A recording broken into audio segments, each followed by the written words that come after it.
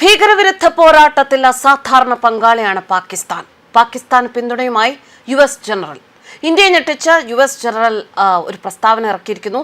ഏപ്രിലിൽ പഹൽഗാമിൽ നടന്ന ഭീകര ആക്രമണത്തെ തുടർന്ന് പാകിസ്ഥാനെ നയതന്ത്രപരമായി ഒറ്റപ്പെടുത്താനുള്ള ഒരു ആഗോള ലോബി അത് ഇന്ത്യ വളരെയധികം ശക്തമാക്കിയിരിക്കുന്ന ഒരു സമയമാണ്. സർവകക്ഷി സംഘം എല്ലാ രാജ്യങ്ങളും സന്ദർശനം നടത്തി പാകിസ്ഥാനോടുള്ള അല്ലെങ്കിൽ പാകിസ്ഥാന്റെ നിലപാടുകൾ, പാകിസ്ഥാന്റെ രീതികൾ ഒക്കെ വിശദമാക്കി തിരിച്ചു വന്നിരിക്കുന്ന സമയമാണ്.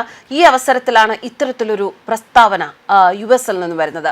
കോൺഗ്രസ് സാക്ഷ്യപത്രത്തിനിടെ നടത്തിയ അദ്ദേഹത്തിന്റെ പരാമർശങ്ങൾ ന്യൂഡൽഹിയിൽ വലിയ പ്രതിഷേധത്തിന് സാക്ഷ്യം വഹിക്കും എന്നതിൽ തർക്കമില്ല. ഭീകരതയ്ക്ക് എതിരെ എപ്പോഴും ശബ്ദമുയർത്തിയിരുന്ന രാജ്യമാണ് അമേരിക്ക. എന്നാൽ ഇപ്പോൾ അമേരിക്ക ഭീകരരെ വളർത്തുന്ന രാജ്യമായ പാകിസ്ഥാന്റെ പക്ഷം പിടിക്കുന്നു എന്ന് സംശയിക്കേണ്ടിയിരിക്കുന്നു. യുഎസ് നൽകുന്ന രഹസ്യാന്വേഷണ വിവരങ്ങളുടെ അടിസ്ഥാനത്തിലാണ് പാകിസ്ഥാൻ തീവ്രവാദികൾക്കെതിരെ നടപടിയെടുക്കുന്നത് എന്ന് യുഎസ് ഉന്നത സൈനിക ഉദ്യോഗസ്ഥനും യുഎസ് സെൻട്രൽ കമാൻഡിന്റെ കമാൻഡറുമായ ജനറൽ മൈക്കൽ കുറില്ല വിവാദമായ ഒരു പ്രസ്താവന പുറത്തിറക്കിയത് കഴിഞ്ഞ ദിവസമാണ്. ഇന്ത്യയുമായും പാകിസ്ഥാനുമായും അമേരിക്കയുടെ ബന്ധത്തെക്കുറിച്ചും യുഎസ് ജനറൽ സംസാരിച്ചു.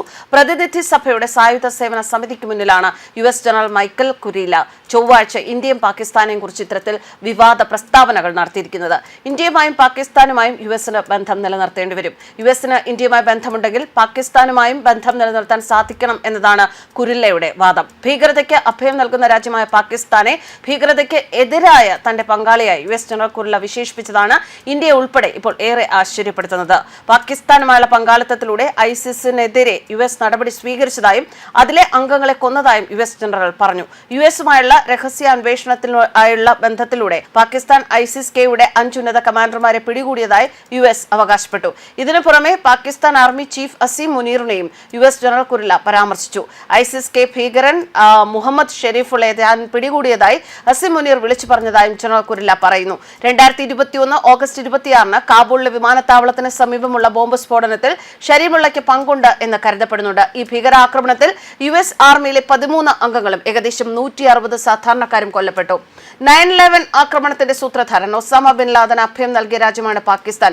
ആ പാകിസ്ഥാൻ ഇന്ന് ഭീകരതയ്ക്കെതിരെ അമേരിക്കയെ സഹായിക്കുകയാണ് എന്ന അമേരിക്കൻ ജനറലിന്റെ വിചിത്രമായ അവകാശവാദം എല്ലാവരെയും അത്ഭുതപ്പെടുത്തിയിരിക്കുകയാണ്. ഭീകരതയുടെ ഇരകളെയും കുറ്റവാളികളെയും ഒരിക്കലും തുല്യമായി കാണാനാവില്ല എന്ന് വിദേശകാര്യമന്ത്രി എസ് ജയശങ്കർ ആവർത്തിച്ച് പറഞ്ഞിട്ടുണ്ട്. ഐസിസ് ഖൊറാസിനെതിരെ പാകിസ്ഥാൻ നടത്തിയ സൈനിക ശ്രമങ്ങളെ കുരില്ല പ്രശംസിച്ചത് ഒരിക്കലും ന്യായീകരിക്കാനാവില്ല. ഐസിസ് കെ പോരാളികളെ ലക്ഷ്യമിട്ട് അഫ്ഗാനിസ്ഥാൻ പാകിസ്ഥാൻ അതിർത്തിയിൽ ഇസ്ലാമാബാദ് ഡസൻ കണക്കിന് ഓപ്പറേഷനുകൾ നടത്തിയിട്ടുണ്ട് എന്ന് പ്രസ്താവിച്ചുകൊണ്ട് Pakistan army chief general Asim മുനീറിനെ അദ്ദേഹം പ്രത്യേകം പരാമർശിക്കുകയും ചെയ്തു. അഫ്ഗാനിസ്ഥാനിൽ നിന്ന് പ്രവർത്തിക്കുന്ന ഐസിസ് കെ യുഎസ് ബണ്ണിൽ ഉൾപ്പെടെ ലോകമെമ്പാടും ആക്രമണം നടത്താൻ ശ്രമിക്കുന്ന ഏറ്റവും സജീവമായ തീവ്രവാദ ഗ്രൂപ്പുകളിൽ ഒന്നാണ് എന്നും കുറില്ല അഭിപ്രായപ്പെട്ടു. പാകിസ്ഥാനുമായുള്ള അസാമാന്യമായ പങ്കാളിത്തത്തിലൂടെ അവർ ഐസിസ് ഖുറാസിനെ പിന്തുടർന്ന് ഡസൻ കണക്കിന് ആളുകളെ കൊന്നൊടുക്കി.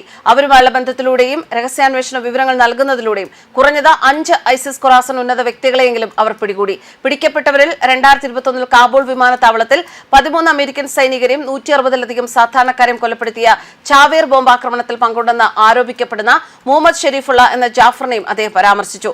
അറസ്റ്റിന് ശേഷം പാകിസ്ഥാൻ ആർമി മുനീർ ആദ്യം വിളിച്ചത് എന്നെയായിരുന്നു. ഞാൻ അവനെ പിടികൂടി, അവനെ യുഎസിലേക്ക് തിരികെ കൈമാറാൻ തയ്യാറാണ്. ദയവായി പ്രതിരോധ സെക്രട്ടറിയോടും പ്രസിഡന്റിനോടും പറയുക എന്ന് കുരില്ല പറഞ്ഞു.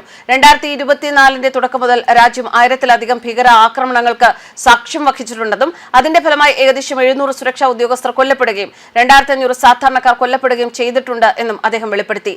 പാകിസ്ഥാനിൽ തീവ്രവാദം പാകിസ്ഥാനിൽ തന്നെ വരുത്തിവെച്ച മനുഷ്യവിലയെക്കുറിച്ചും അദ്ദേഹം സംസാരിച്ചു. എന്തായാലും അദ്ദേഹത്തിന്റെ ഈ പ്രസ്താവനകൾ ഇപ്പോൾ രാജ്യത്തെ ഒന്നടങ്കം ഞെട്ടലാഴ്ത്തിയിരിക്കുകയാണ്. ന്യൂസ് ഡെസ്ക് കർമ്മ ന്യൂസ്.